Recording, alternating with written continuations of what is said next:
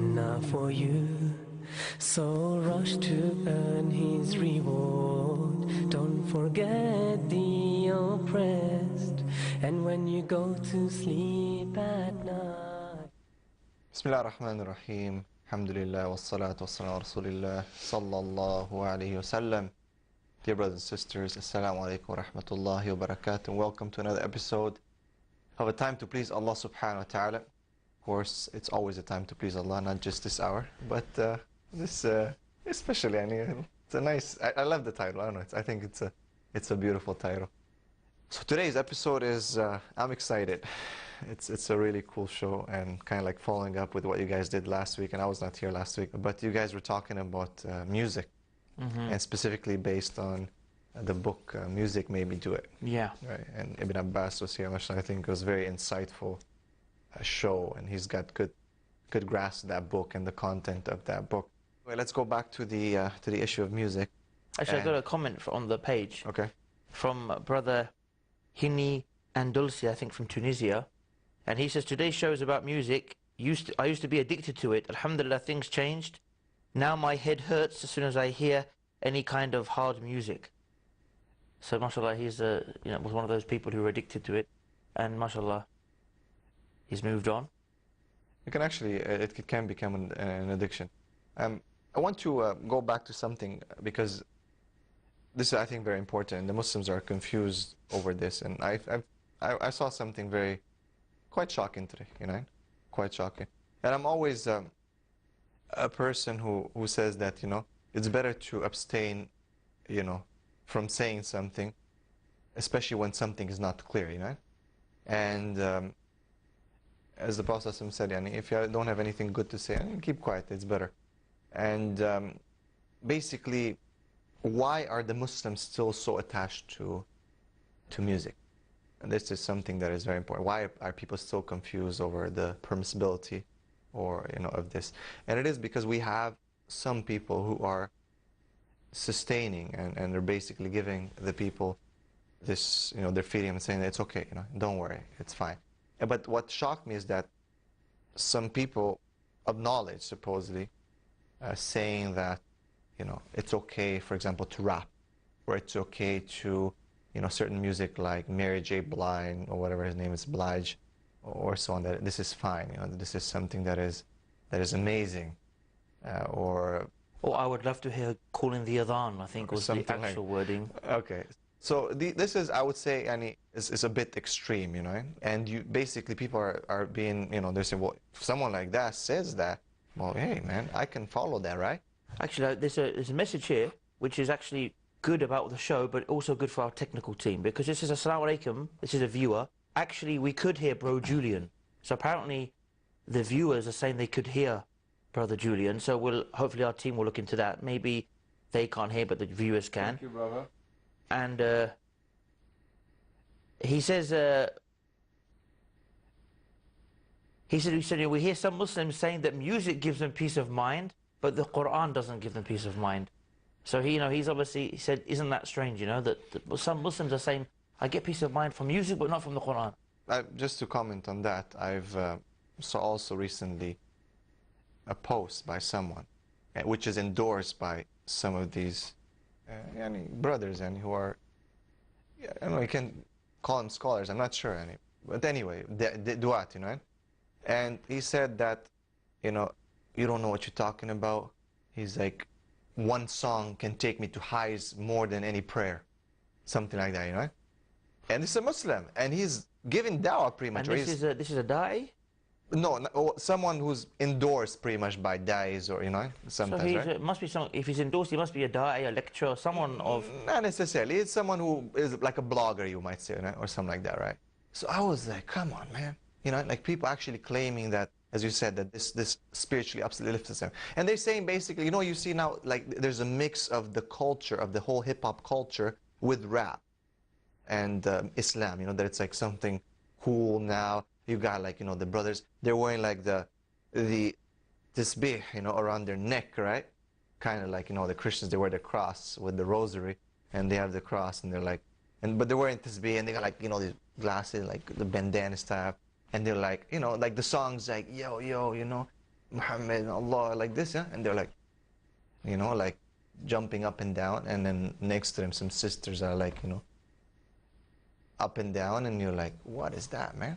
And then, no, honestly, I mean, and then you got people like rappers who are very popular, supposedly Muslims, you know, calling the adhan on stage, right? And saying, A'udhu billahi minash shaitanir rajim, Bismillah ar-Rahman ar-Rahim, and their pants are falling off, you know, like they're halfway almost. And there's... Or you have, forget even the rapping, you have so-called nasheed artists who play the piano, and are saying, Ar-Rahman, Al-Jabbar, the names of Allah as he plays the piano, you know? SubhanAllah.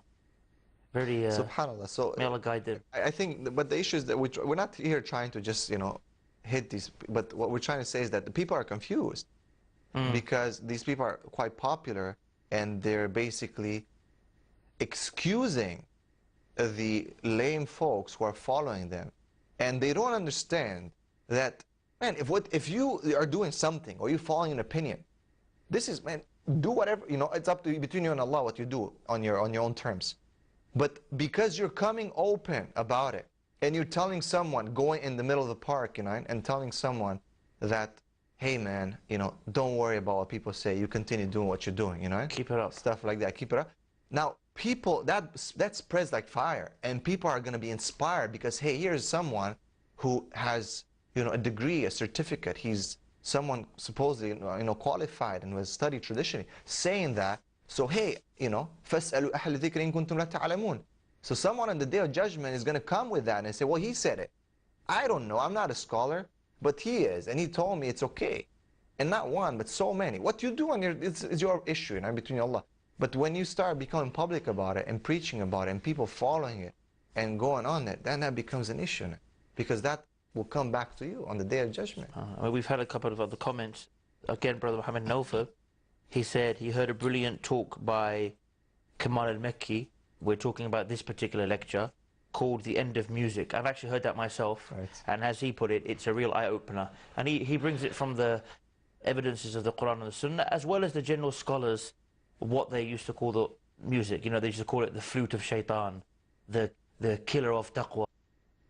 You know, so many, the killer of taqwa, so many different things is what they would call this, you know. So it's a very good lecture for those, and it's a kind of lecture that if you listen to, inshallah, with sincerity, you really will come to the conclusion, not just from the evidences, but just from general statements of the scholars, without even going into the verses of Quran and the Hadith, that the issue behind music.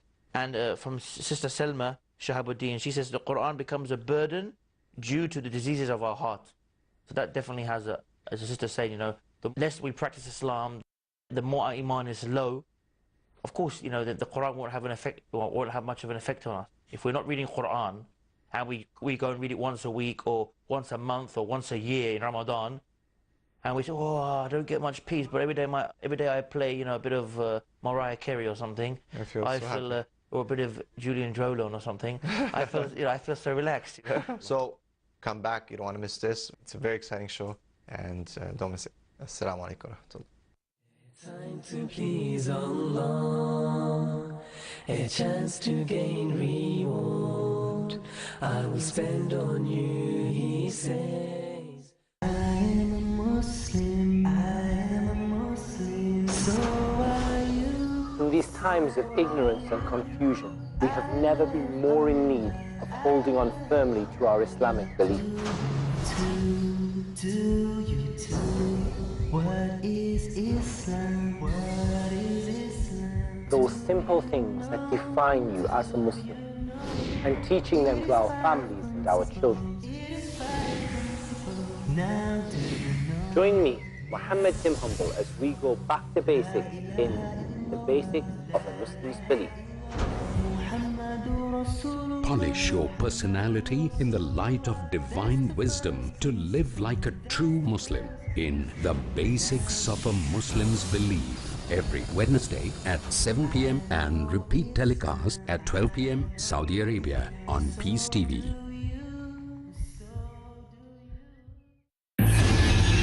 Today class is the touchstone of theology. Theology means the study of God. Today class is the litmus test for the study of God. It is the 112th chapter of the Quran, verse number 1 to 4. Kul huwa Allahu ahad. Say He is Allah, one and only. Allahu samad. Allah, the absolute, the eternal. Lam yalid walam yulad. He begets not, nor is he begotten. Walam yakul lahu kufuwan ahad. There is nothing like unto him.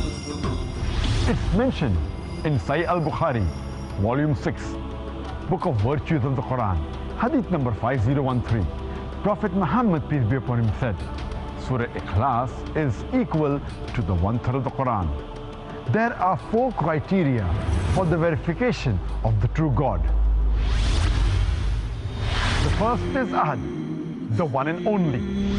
The second is As-Samad, the absolute, the eternal. The third is Lam Yalid Walam Yulad. He begets not, nor is he begotten. The fourth is Walam yakul lahu kufuwan ahad. There is nothing like unto him. Verify today whether the God you are worshipping is true or not with the help of Surah Ikhlas, the touchstone of theology. Time to please Allah, a chance to gain reward. I will spend on you, He said. Okay, so Alhamdulillah, and I would like to introduce Brother Julian Abdul Wali. Inshallah. Assalamu alaikum wa rahmatullahi wa My barakatuh. brothers in Islam, I'm so happy to be with you today. The topic is very interesting, and inshallah I can put some input on my own experience as a singer. Can you please introduce yourself to the audience? I'm sure like the Asian audience might have, might know him a lot better than the Western European audience, but can you please introduce yourself? Well, my name is Julian Doron Abdul Wali now. I've been Muslim for the past 2 years. I became Muslim in the Philippines after Ramadan 2012, and then I migrated to Malaysia, where I live now. And mashallah, I'm now working on my own project, writing a book about Islam, my experience, doing Islamic documentaries, and I'm also helping Mercy Mission with a non-profit organization in Malaysia. That reminds me, Brother Gabriel, this is for the viewers as well, because anytime you buy this book, the proceeds go towards Dawah and the ICRA, ICRAA.org, which we're involved in. Specifically, Brother Gabriel's the co-founder, which answers refutations that are put by missionaries, Orientalists, atheists against Islam. And he has a book called Journal of a New Muslim, which I recommend everyone can read. So you can contact Brother Gabriel Al Romaani at his Facebook page, and you can order a copy of it. Yeah, you can order a PDF or whatever you like. So I just thought I'd mention that because you're writing a book. He's already written a book. Yeah, I might need to have a look at your book, mashallah, before finishing mine.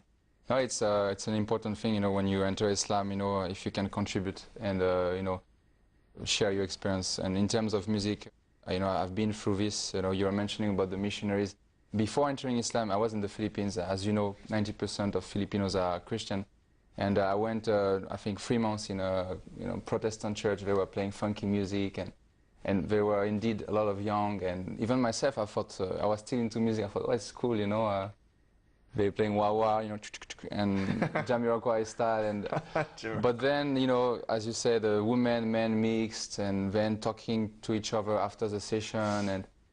And I think I thought, I don't think if this is pleasing Allah, A lot of people don't know, but Christians worship through music. A lot of the churches worship through music. And you'll find, for example, the Protestants, some denominations, especially the churches frequented most by African Americans. You'll find more than just music. There'll be like breakdance battles, breaking in church, and thinking that this is, or speaking in tongues. Everyone's shaking and dancing and just, like kind of like the Blues Brothers. If you ever seen the movie The Blues Brothers, right? Pretty much something like that, right? Jim and James Belushi. Right. It becomes pretty much a mockery. And the Dean Show has a very good piece on this, talking about that and showing some interesting clips that people might want to look at.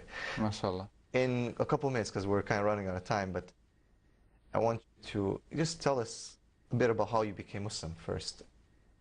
It's been a long journey. I was born Christian, but as a 2 years old, I moved into Buddhism when I was 15. Then I traveled as an international reporter all over the world, in Peru, Azerbaijan, Sierra Leone, Tanzania. So you did a lot of articles for things like The Independent, Yeah, USA Today, The Economist, New York Times, yeah. The Economist. Actually, my first project was in Dubai, so I'm so happy to be back. And now, as a Muslim, So mashallah. you used to write what kind of articles? I was more into interviewing, reporting, Okay. and it was about economic and social issues. you Okay, know. mashallah. So, and then, I was always attracted by the Azan, because I moved to some countries, like even Cyprus, listening to the Azan. I always thought, I want to go, If this is calling me, but because of social... So the Adhan was calling you? Yeah. Already back in the days, it's like my soul was telling me, hey, it's time to go. But my brain was like, it's kind of weirdo.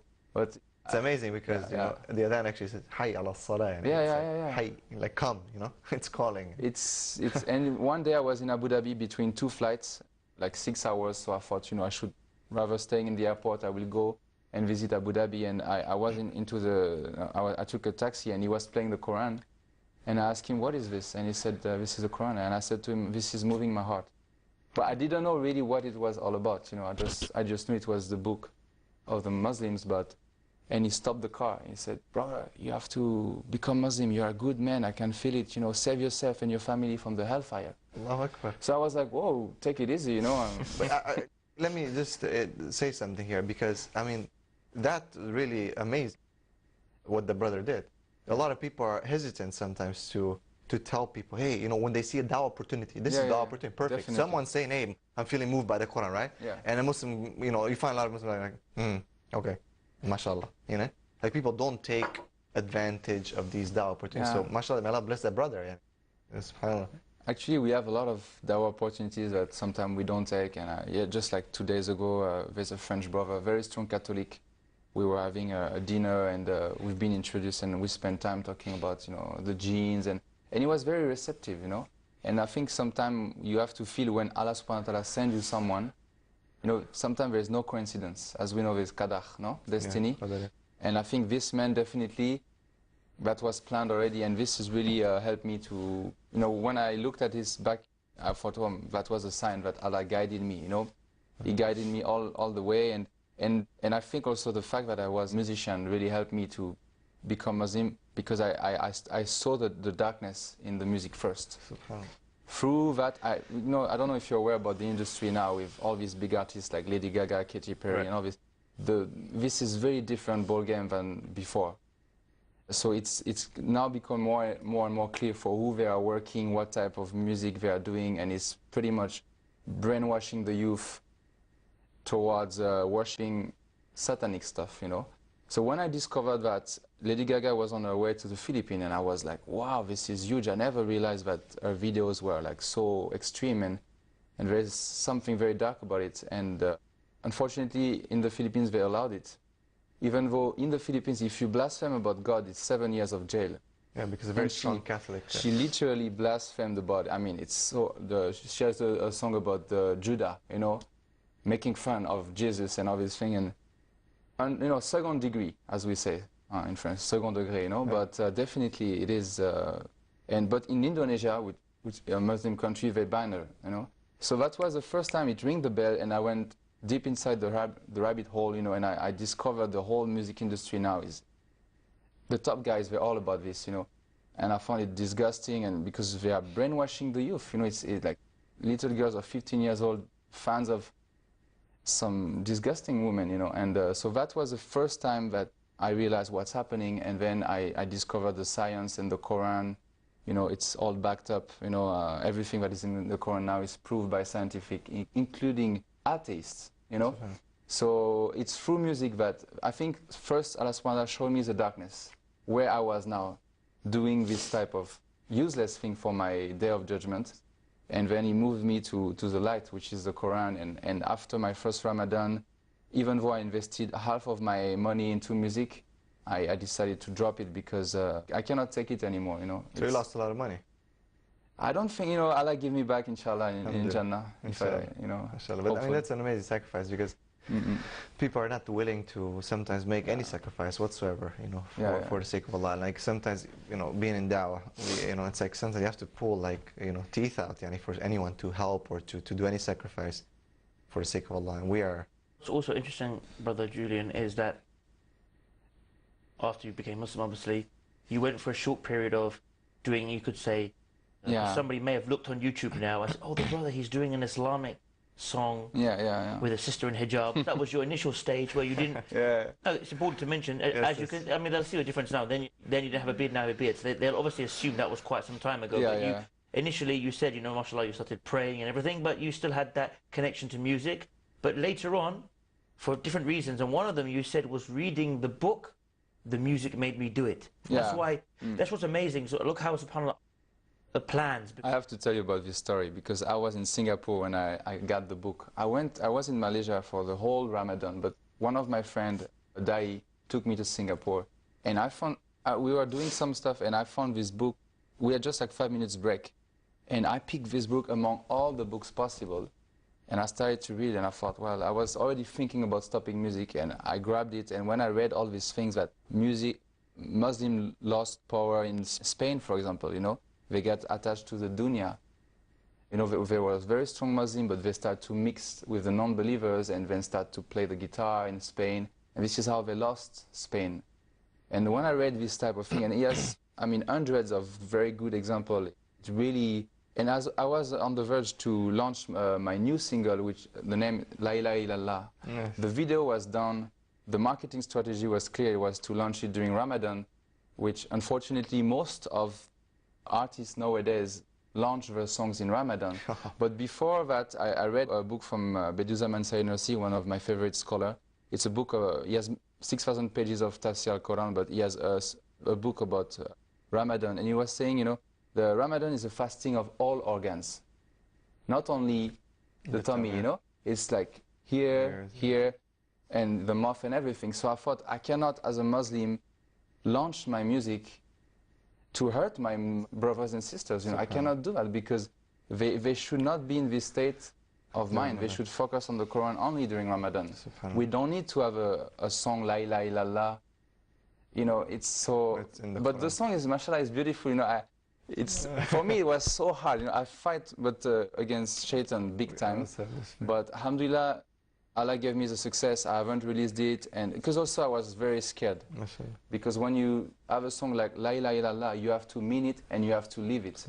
And up until now, I cannot say I'm living it because this is a huge responsibility to live La ilaha illallah, you know. So alhamdulillah. We're actually running out of time, Sorry. subhanAllah. French people talk too much. No problem. Sorry with the whole, you know, technical. We apologize again, but inshallah, we definitely have to have you back when you. There's a whole bunch of stuff that he hasn't mentioned. He's gonna, by then he can maybe even read some of the. He can give us some teasers, read some excerpts from his book. He has a documentary. He hasn't even spoken about his documentary, so don't do that now. But he has some documentaries about Muslim women and the hijab. We're very interested to talk about. He has. He's working for Mercy Mission as the. Yeah, just I guess that's so why we I can wanted go into more detail about that. If you want to just give us a little briefing about Mercy Mission in the last minute before we end. In 1 minute, Mercy Mission is a non-profit organization based in Kuala Lumpur with 12 offices worldwide. We are into education, social service, you know, providing schools, conferences worldwide. We also feed 100,000 children per month in 6 countries. We also help Muslim women in 5 shelters around the world. And also a very interesting program that I'm very passionate about is New Muslim Care. You know, when you enter Islam, sometimes, especially in countries like Philippines, you don't have so much support. So New Muslim Care is a program to support a new Muslim in education and with a community. So mashallah, you can check Mercy Mission on, you know, on our Facebook. The CEO is Tawfiq Chaudhary, fantastic human being. Really love him. He's a great scholar. طيب, I think we are alhamdulillah done. Alhamdulillah Rabbil Alameen. يعني على Got كل there in حال. the end. Yeah. Better late than never, as they say. Yes, alhamdulillah. So inshallah, we will have you back on the show soon, alhamdulillah. And we hope that you benefited from this show. So we'll see you next time. Another program, another amazing topic. And we had, mashallah, we had a lot of, couldn't read them obviously, but we had a lot of nice comments about how great the show is and how important this show is and how interesting this show is. So, Jazakum khair. Assalamu alaikum wa rahmatullah from Gabriel Al Romaani and from Ismail Bullock. Time to please Allah, a chance to gain reward. I will spend on you, he says. All who spend in